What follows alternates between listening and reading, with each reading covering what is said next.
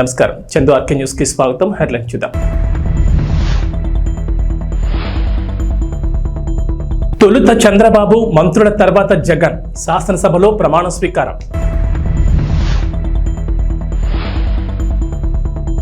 పోచారం శ్రీనివాసరెడ్డి ఇంటికి సీఎం రేవంత్, కాంగ్రెస్ లోకి ఆహ్వానం. ప్రభాస్ ఫ్యాన్స్ కి బ్యాడ్ న్యూస్, తెలుగు రాష్ట్రాల్లో కల్కికి నో ఈవెంట్. ఏపీ అసెంబ్లీ సమావేశాలు కోలాహలంగా ప్రారంభమయ్యాయి. 2.5 ఏళ్ల తర్వాత ముఖ్యమంత్రి హోదాలో సభలో అడుగుపెట్టిన చంద్రబాబుకు సభ్యులు ఘన స్వాగతం పలికారు.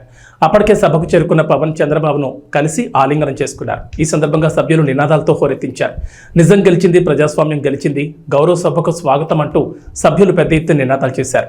అనంతరం ప్రొటెం స్పీకర్ గోరంట్ల బుచ్చయ్య చౌదరి తన స్థానంలో ఆసీనులయ్యాక జనగణమన గీతాన్ని ఆలపించారు. అనంతరం సభ్యులకు ప్రొటెం స్పీకర్ సభా నియమాలు వివరించారు. ఆ తర్వాత ముఖ్యమంత్రి చంద్రబాబు నాయుడు ఎమ్మెల్యేగా ప్రమాణ స్వీకారం చేశారు. అనంతరం సభా నియమాలు పాటిస్తానని మరోమారు ప్రమాణ స్వీకారం చేశారు. దాదాపు సభ్యులందరూ దైవ సాక్షిగానే ప్రమాణం చేశారు. మంత్రుల ప్రమాణ స్వీకారం తర్వాత వైసీపీ అభ్యర్థన మేరకు వైసీపీ అధినేత జగన్ ప్రమాణం చేశారు. తొలుత చంద్రబాబు నాయుడు తర్వాత Janasena chief deputy CM Konidela Pawan Kalyan ప్రమాణం చేశారు. ఆ తర్వాత వరుసగా Anitha, Atchannaidu, TG Bharath, Kandula Durgesh, NMD Farooq, BC Janardhan Reddy, Payyavula Keshav, Nara Lokesh, Nadendla Manohar, Ponguru Narayana, Kolusu Parthasarathy, Nimmala Ramanaidu, Anam Ramanarayana Reddy, Mandipalli Ramprasad Reddy, Gottipati Ravikumar, Kollu Ravindra, Gummadi Sandhyarani, Satyakumar Yadav, Anagani Satyaprasad, S Savitha, Dola Balaveeranjaneya Swamy, Srinivas, Kondapalli, Vasantha Reddy Subhash ప్రమాణ స్వీకారం చేశారు. శ్రీ నారా చంద్రబాబు నాయుడు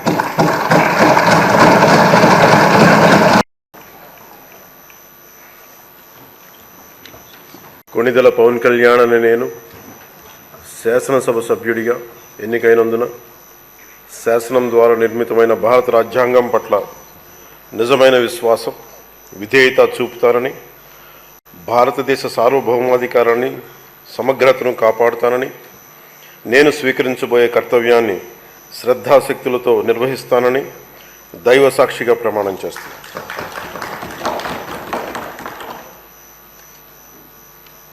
కొణిదెల పవన్ కళ్యాణ్ అని నేను ఆంధ్రప్రదేశ్ శాసనసభ సభ్యుడైన ఆంధ్రప్రదేశ్ శాసనసభ సభ్యుడైన కొణిదెల పవన్ కళ్యాణ్ అని నేను సభా నియమాలకు కట్టుబడి ఉంటానని, వాటిని అనుసరిస్తానని, సభా మర్యాదలను పాటిస్తానని, సాంప్రదాయాలను గౌరవిస్తానని దైవ సాక్షిగా ప్రమాణం చేస్తున్నాను.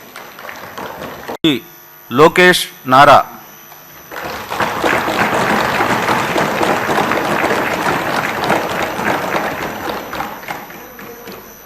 నారా లోకేష్ అనే నేను శాసనసభ సభ్యుడినైన ఎన్నిక అయినందుకు శాసనం ద్వారా నిర్మితమైన భారత రాజ్యాంగం పట్ల నిజమైన విశ్వాసం, విధేయత చూపుతానని, భారతదేశ సార్వభౌమ అధికారాన్ని, సమగ్రతను కాపాడుతానని, నేను స్వీకరించబోయే కర్తవ్యాలను శ్రద్ధాశక్తులతో నిర్వహిస్తానని దైవ సాక్షిగా ప్రమాణం చేస్తున్నాను. ఆంధ్రప్రదేశ్ శాసనసభ సభ్యుడైన నారా లోకేష్ అనే నేను సభ నియమంలో కట్టుబడి ఉంటానని, వాటిని అనుసరిస్తానని, సభ మర్యాదలను పాటిస్తానని, సాంప్రదాయాలను గౌరవిస్తానని దైవ సాక్షిగా ప్రమాణం చేస్తున్నాను.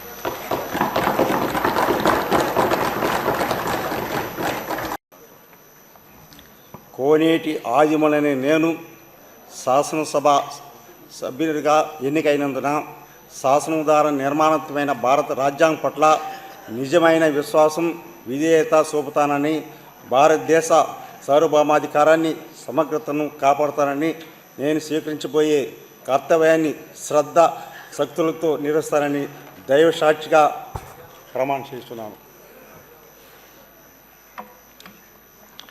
ఆంధ్రప్రదేశ్ శాసనసభ సభ్యుడైన కోనేటి ఆదిమూలని నేను సభా నియమాలకు కట్టుబడి ఉంటానని, వాటిని అనుసరిస్తానని, సభా మర్యాదలను పాటిస్తానని, సాంప్రదాయాలను గౌరవిస్తానని దైవ సాక్షిగా ప్రమాణం చేస్తున్నాను.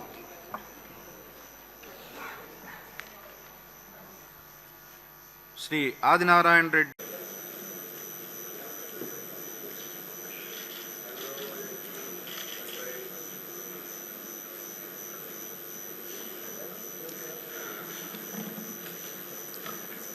వైఎస్ జగన్మోహన్ అనే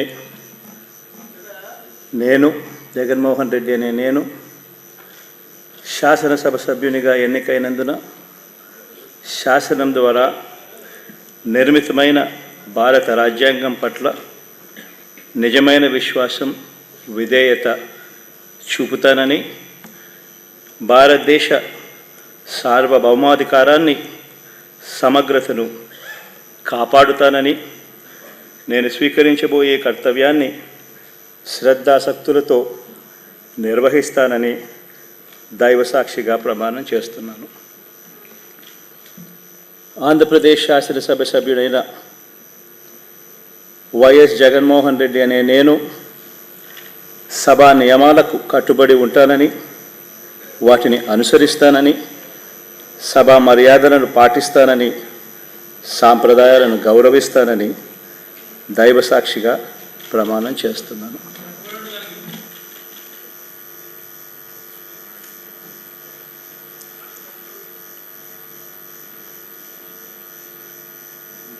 శ్రీమతి అదితి విజయలక్ష్మి గజపతిరాజు పూసపాటి.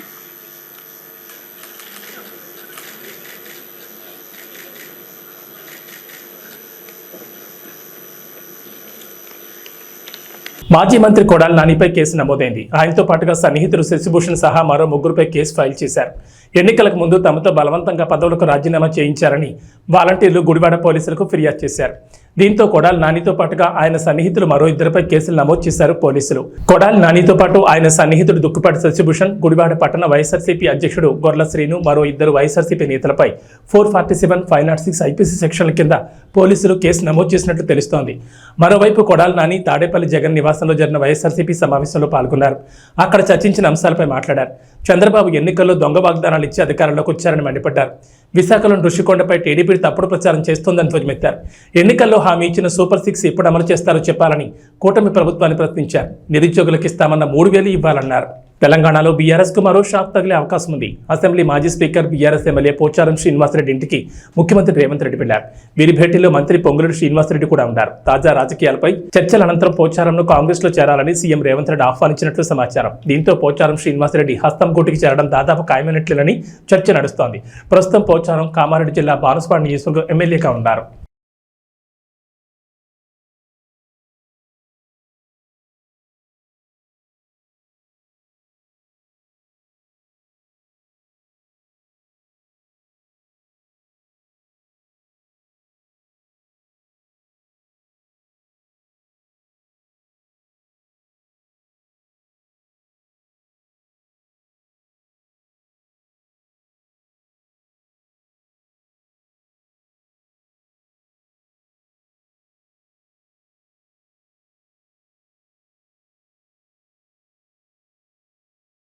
హైదరాబాద్ కలెక్టరేట్లో ఆషాఢ మాసం బోనాల ఉత్సవాలపై తెలంగాణ రాష్ట్ర రవాణా బీసీ సంక్షేమ శాఖ మంత్రి పొన్నం ప్రభాకర్ జిల్లా స్థాయి అధికారులతో సమీక్ష నిర్వహించారు. ఈ సందర్భంగా తెలంగాణ సంస్కృతి సంప్రదాయాలు ఉట్టిపడేలా బోనాల ఉత్సవాలు నిర్వహించాలని మంత్రి అధికారులను ఆదేశించారు. రాష్ట్రంలో కాంగ్రెస్ ప్రభుత్వం ఏర్పడిన తర్వాత మొదటిసారి జరుపుకుంటున్న బోనాల ఉత్సవాలను గతంలో కంటే ఘనంగా జరిగేలా చూడాలని అధికారులకు చెప్పారు. జిల్లా పరిధిలోని 2,400 ఆలయాలకు ఇచ్చే చెక్కుల పంపిణీని త్వరగా పూర్తయ్యేలా చర్యలు చేపట్టాలని అధికారులను ఆదేశించారు. ఇక ఈసారి ఆలయాలకు ఇచ్చే డబ్బులను పెంచాలన్న విజ్ఞప్తిని దేవాదాయ శాఖ మంత్రి కొండా సురేఖ ఆధ్వర్యంలో సీఎం రేవంత్ రెడ్డి దృష్టికి తీసుకెళ్లామని మంత్రి వెల్లడించారు. బోనాల సందర్భంగా ఆలయాలకు వచ్చే భక్తులకు అవసరమైన సౌకర్యాలు కల్పించాలని సూచించారు. కాగా వచ్చే నెల 7వ తేదీ నుంచి బోనాల ఉత్సవాలు ప్రారంభం కానున్నాయి. సింగరేణి కూడా ఏపీలోని విశాఖ స్టీల్ ప్లాంట్ పరిస్థితి వచ్చే అవకాశం ఉందని బీఆర్ఎస్ వర్కింగ్ ప్రెసిడెంట్ కేటీఆర్ సంచలన వ్యాఖ్యలు చేశారు. సింగరేణికి గనులు దక్కకపోవడానికి కారణం బీజేపీ, బీఆర్ఎస్ పార్టీలే కారణమని డిప్యూటీ సీఎం భట్టి విక్రమార్క చేసిన కామెంట్లకు కేటీఆర్ కౌంటర్ ఇచ్చారు. తెలంగాణ భవన్లో మీడియాతో మాట్లాడిన కేటీఆర్ కాంగ్రెస్, బీజేపీ కుమ్మక్కై ఉద్దేశపూర్వకంగానే సింగరేణికి గనులు కేటాయించట్లేదంటూ కేటీఆర్ కీలక ఆరోపణలు చేశారు. అందుకే వేలంపాట్లో పాల్గొన్నారంటూ భట్టి విక్రమార్క చెబుతున్నారంటూ చెప్పుకొచ్చారు. బొగ్గు గనుల కేటాయింపు జరగకపోతే సింగరేణి తీవ్రంగా నష్టపోయే అవకాశం ఉందని కేటీఆర్ పేర్కొన్నారు. గనులు లేకపోవడం వల్లే విశాఖ స్టీల్ ప్లాంట్లో పూర్తిగా కార్యకలాపాలు స్తంభించి ప్రైవేటు పరమయ్యే పరిస్థితికి వచ్చిందంటూ కేటీఆర్ వివరించారు. భవిష్యత్తులో సింగరేణి కూడా అలాంటి కథే పట్టబోతోందంటూ ఆందోళన వ్యక్తం చేశారు. వేలాది మందికి అన్నం పెట్టే సింగరేణిని కాపాడేందుకు కేసీఆర్ అప్పట్లో వేలంలో పాల్గొనలేదని కేటీఆర్ గుర్తు చేశారు. కేంద్రానికి లేఖ రాసి వేలంపాట్ను ఆపించారన్నారు. మొత్తం 4 బొగ్గు గనులకు వేలం పెట్టకుండా సింగరేణికి కేటాయించాలంటూ 2021 డిసెంబర్ 11న రేవంత్ రెడ్డి కూడా ప్రధాని నరేంద్ర మోడీకి లేఖను రాస్తారని గుర్తు చేశారు. అప్పుడు మాట్లాడిన ఆ మనిషే ఇప్పుడెందుకు వేలం విషయంలో స్పందించడం లేదంటూ కేటీఆర్ నిలదీశారు. కల్కి 2898 AD ఫైనల్ ట్రైలర్ ఈరోజు సాయంత్రం 6 గంటలకు రిలీజ్ చేయబోతోంది మూవీ టీం. దీంతో అభిమానులంతా 1000 కళ్ళతో దీనికోసం ఎదురు చూస్తున్నారు. ఈ ట్రైలర్ చాలా అద్భుతంగా అద్భుతంగా ఉంటుందని ఫ్యాన్స్ బలంగా నమ్ముతున్నారు. ఎందుకంటే ఈ ట్రైలర్కి సంబంధించిన కొన్ని విజువల్స్ ఇప్పటికే నెట్టింట్లో లీక్ అయ్యాయి. నాగ్ అశ్విన్ దర్శకత్వం వహించిన ఈ చిత్రం జూన్ 27న గ్రాండ్గా రిలీజ్ కాబోతోంది. ముంబైలో జరిగిన ఫ్రీ రిలీజ్ ఈవెంట్ వల్ల బాలీవుడ్లో మూవీపై బజ్ పెరిగింది. ఇలాంటి వేళ కల్కి టీం మరో బోల్డ్ డిసిషన్ తీసుకున్నట్లు తెలుస్తోంది. తాజా సమాచారం ప్రకారం ఆంధ్రప్రదేశ్, తెలంగాణలో కల్కి టీం ఎలాంటి ఫ్రీ రిలీజ్ ఈవెంట్ నిర్వహించకూడదని అనుకుంటుందట. అయితే ఇప్పటివరకు ఫ్రీ రిలీజ్ ఈవెంట్ను అమరావతిలో గ్రాండ్గా నిర్వహిస్తారని, దీనికి Rajinikanth, megastar, AP CM Chandrababu నాయుడిని అతిథులుగా పిలుస్తున్నట్లుగా భారీగా ప్రచారం జరిగింది. ఆ తర్వాత ఈవెంట్ ప్లేస్ను హైదరాబాద్కు మార్చినట్లుగా కూడా టాక్ నడిచింది. కానీ తాజా రూమర్స్ ప్రకారం తెలుగు రాష్ట్రాల్లో ఎలాంటి ఈవెంట్ నిర్వహించకూడదని మేకర్స్ డిసైడ్ అయ్యారట. దీనిపై అధికారిక ప్రకటన కూడా చేసే అవకాశం ఉంది. ప్రకాశం జిల్లా పెద్దదోర్నాల ప్రభుత్వ ఉన్నత పాఠశాలలో యోగాతోనే సంపూర్ణ ఆరోగ్యమని విద్యార్థులతో యోగా కార్యక్రమం నిర్వహించారు. యోగా గురించి మండల విద్యాశాఖ అధికారి బి మస్తాన్ నాయక్ మాట్లాడుతూ, ప్రతినిత్యం మనం దైనందిన జీవితంలో యోగా చేయడం వల్ల శారీరక, మానసిక రుగ్మతలు దూరం అవుతాయన్నారు. యోగా సాధనతో సంపూర్ణ ఆరోగ్యం సొంతమవుతుందని ఎంఈఓ మస్తాన్ నాయక్ పేర్కొన్నారు. శుక్రవారం అంతర్జాతీయ యోగా దినోత్సవాన్ని పురస్కరించుకుని ఉన్నత పాఠశాలలో నిర్వహించిన అంతర్జాతీయ యోగా దినోత్సవ కార్యక్రమానికి ఆయన ముఖ్య అతిథిగా హాజరయ్యారు. టీడీపీ మండల కన్వీనర్ ఏరువ మల్లికార్జున రెడ్డి మాట్లాడుతూ జ్యోతి ప్రజ్వలన చేసి ఈ కార్యక్రమాన్ని ప్రారంభించారు. ఈ సందర్భంగా ఆయన మాట్లాడుతూ, ప్రపంచవ్యాప్తంగా ప్రతి సంవత్సరం జూన్ 21న యోగా దినోత్సవం జరుపుకుంటామని, ఇందులో భాగంగా మన ఉన్నత పాఠశాలలో ఈ కార్యక్రమం నిర్వహించుకుంటున్నామని చెప్పారు. బట్టు సుధాకర్ రెడ్డి మాట్లాడుతూ, యోగాతో శారీరక, మానసిక ఆరోగ్య ప్రయత్నాలు, ఆధ్యాత్మిక ప్రయత్నాలు కలుగుతాయని, వీటిపై అవగాహన పెంచుకోవడం కోసమే ప్రతి ఒక్కరూ ప్రపంచ యోగా దినోత్సవం జరుపుకోవాలని చెప్పారు. యోగా అంటే కేవలం శారీరక శ్రమ మాత్రమే కాదని, శ్వాస వ్యాయామాలతో కూడుకుని మనుషుల్లో ఉన్నటువంటి ఒత్తిడిని, ఆందోళన తగ్గించి వారిని నిరాశ, నిస్పృహ నుంచి బయటకు తీసుకురావడానికి ఉపయోగపడుతుందని చెప్పారు. ప్రిన్సిపల్ నారాయణ రెడ్డి, బీజేపీ అధ్యక్షులు వీరారెడ్డి, ఉపాధ్యాయులు తదితరులు పాల్గొన్నారు. ప్రభుత్వ ఉన్నత పాఠశాలలో ఈరోజు విద్యార్థుల ముందు యోగా దినోత్సవం జరుపుకోవటము, ఎన్డీఏ కూటమి తరఫున వచ్చిన ప్రతి ఒక్క నాయకులకు, ఈ ఉపాధ్యాయులకు, ప్రతి ఒక్కరికి సహకరించిన ఉపాధ్యాయులకు, విద్యార్థులకు ఈరోజు 170 దేశాలలో అంతర్జాతీయ యోగా దినోత్సవం జరుపుకోవటం ఎంతో, ఈ పాఠశాలలో జరుపుకోవటం ఈ మనలో మాకు ఎంతో సంతోషమైన విషయము. ఎందుకంటే రాష్ట్ర పార్టీ అధ్యక్షురాలు శ్రీమతి దగ్గుపాటి పరమేశ్వర ఆదేశాల మేరకు, అలానే జిల్లా పార్టీ అధ్యక్షులు పివి సుబ్బారెడ్డి ఆదేశాల మేరకు నేడు ప్రభుత్వ ఉన్నత పాఠశాలలో మేము యోగా దినోత్సవంలో పాల్గొని ఈ విద్యార్థుల యొక్క ప్రతిభను, వాళ్ళ యొక్క రాష్ట్ర స్థాయి, అంతర్జాతీయ అవార్డు అందుకున్న విద్యార్థులతో యోగా దినోత్సవం జరుపుకోవడం మా మండల పార్టీ నాయకులు అయితేనేమి, కార్యకర్తలు అయితేనేమి ఎంతో సంతోషమైన విషయము. ఎందుకంటే ప్రపంచంలోనే నరేంద్ర మోడీ గారు వచ్చినాక, అంతకుముందు భారతదేశంలో పాలకులు పాలించిన రోజులలో యోగా అనేది ఏ పాఠశాలకు కూడా వచ్చి విద్యార్థులకు యోగా అంటే తెలియని రోజులు. కానీ నేడు తొలిసారి ప్రధానమంత్రి అయిన తర్వాత భారతదేశానికి కింది స్థాయికి విద్యాపరంగా ప్రతి విద్యార్థులకు మనము వాళ్లకు యోగా అనేది తీసుకెళ్ళాలి. వాళ్ళకు కూడా ఆ విధానాన్ని పాటించే విధంగా మనం నేర్పాలి. అందుకని ప్రతి రాష్ట్రాలలో కూడా ప్రతి పాఠశాలకు ఒక యోగా టీచర్ను పెట్టించి వాళ్లకు జీతభత్యాలు ఇస్తూ ప్రతి విద్యార్థులకు నేర్పిన విధానాన్ని తీసుకొచ్చిన ఘనత భారతీయ జనతా పార్టీ నరేంద్ర మోడీ గారిది. ఎందుకంటే వైద్యమైన పాలకులకు నిర్లక్ష్యం వలన గతంలో జరిగిన ఎన్నికకి నేడు మూడోసారి ముచ్చటగైన ప్రధానమంత్రి వర్యులు నేడు విద్యాపరంగా, వైద్యపరంగా ఆయన పేదవాడు కాబట్టి పేద విద్యార్థులకు వాళ్ళకు విద్యను అందించాల విధానాన్ని తీసుకొచ్చి, ఆ రోజు వాజ్పేయి గారు ఉన్నప్పుడు సర్వశిక్ష అభియాన్ అనే పథకం తీసుకొచ్చి పాఠశాల అభివృద్ధికి పాటుపడి ప్రతి సబ్జెక్టుకు ఒక టీచర్ ఉండాలనే విధంగా ఆనాడు వాజ్పేయి దగ్గర నుంచి నేటి వరకు కూడా ప్రధానమంత్రి గారి ఆశయం. కానీ నేటి పాలకుల నిర్లక్ష్యం వలన ప్రతి పాఠశాలలో టీచర్ కొరత ఉన్నది. ఏ సబ్జెక్టుకు టీచర్ లేడు. గత పాలించిన పాలకులు అయితే విద్యను వదిలిపెట్టి బటన్ నొక్కడం మొదలుపెట్టినారు. కానీ నేడు వాళ్లకు సమాజంలో తీర్పులు కూడా ఆ విధంగానే ప్రజా తీర్పులో ఓటమి చెందారు. ఎందుకంటే పేదవాడికి కావాల్సింది విద్యము, వైద్యం. ఎందుకంటే అవి రెండే. ఎందుకంటే ప్రతి పేదవాడి పిల్లవాడు బడికి వెళ్ళాలి. గవర్నమెంట్ స్కూళ్ళలో కూడా ప్రైవేటు కన్నా గవర్నమెంటే మిన్నా అనే విధంగా ప్రధానమంత్రి తపన పడుతుంటే, రాష్ట్రంలో అధికారం వచ్చిన గత ప్రభుత్వము నిర్లక్ష్యం వహించి వాళ్ళందరినీ ఇబ్బందుల పాలు చేసి చేసిన విధంగా ఉపాధ్యాయులు కూడా ఆ ఇబ్బందులకు గురైనారు. ఎందుకంటే నాణ్యతమైన విద్య లేదు, నాణ్యతమైన ఫుడ్డు లేదు వాళ్లకు.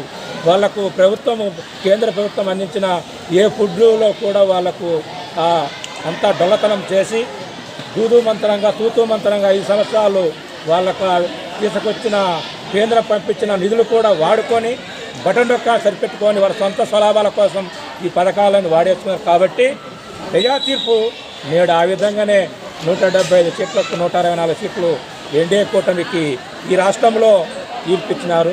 ఎన్డీఏ కూటమి అభ్యర్థి ముఖ్యమంత్రి వర్యులు జాతీయ తెలుగుదేశం పార్టీ అధ్యక్షుడు నారా చంద్రబాబు నాయుడు గారికి, అలానే జనసేన పార్టీ అధ్యక్షులు శ్రీ కొణిదెల పవన్ కళ్యాణ్ గారికి, డిప్యూటీ సీఎం గారికి, అలానే రాష్ట్ర పార్టీ అధ్యక్షులు శ్రీమతి దగ్గుపాటి పురంధేశ్వరి గారు, అలానే రాజమండ్రి పార్లమెంటు సభ్యులు, వీళ్ళందరికీ పేరున మా మండలం తరఫున. తిరుమలలో కల్పవృక్ష వాహనంపై రాజమన్నార్ అలంకారంలో శ్రీ ప్రసన్న వెంకటేశ్వర స్వామి రథం ఊరేగింపు జరిగింది. ఈ కార్యక్రమంలో పలువురు పాల్గొన్నారు.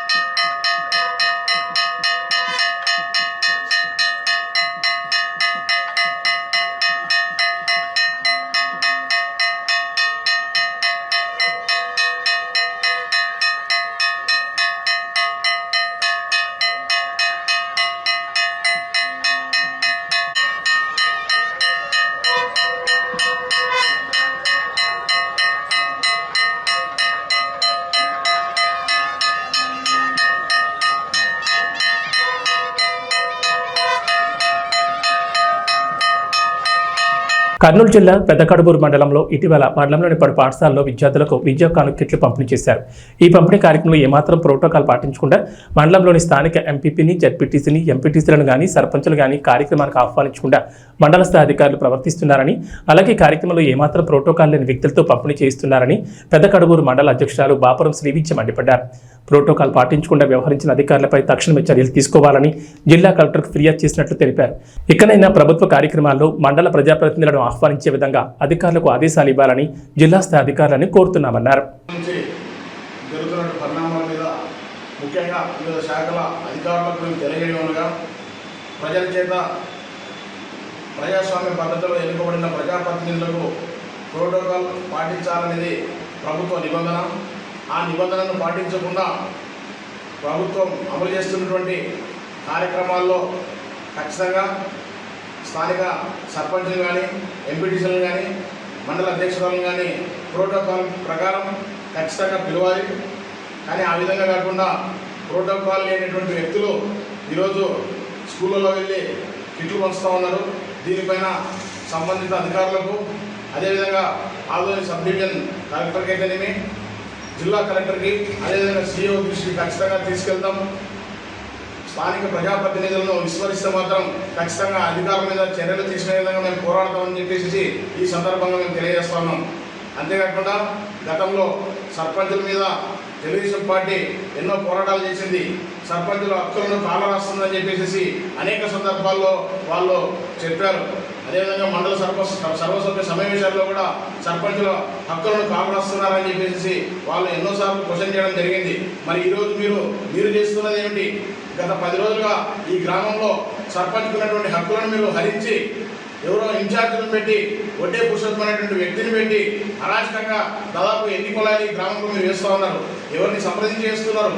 ఈ దేనికోసం ఇస్తున్నారు? మీరు చేసేటువంటి పనులు ప్రజలు ఆల్రెడీ సిగ్గుతో తలదించుకునే విధంగా సమాజము మిమ్మల్ని ఆల్రెడీ దుమ్మెత్తిపోసే విధంగా మీరు వ్యవహరిస్తూ ఉన్నారు. ఇది సరైనటువంటి పద్ధతి కాదు. ప్రజాస్వామ్య వ్యవస్థలో ప్రజల చేత ఎన్నుకోబడింది సర్పంచ్కి కనీస సమాచారం ఇవ్వాలి. మీరు ఖచ్చితంగా అధికారంలో మీరున్నారు.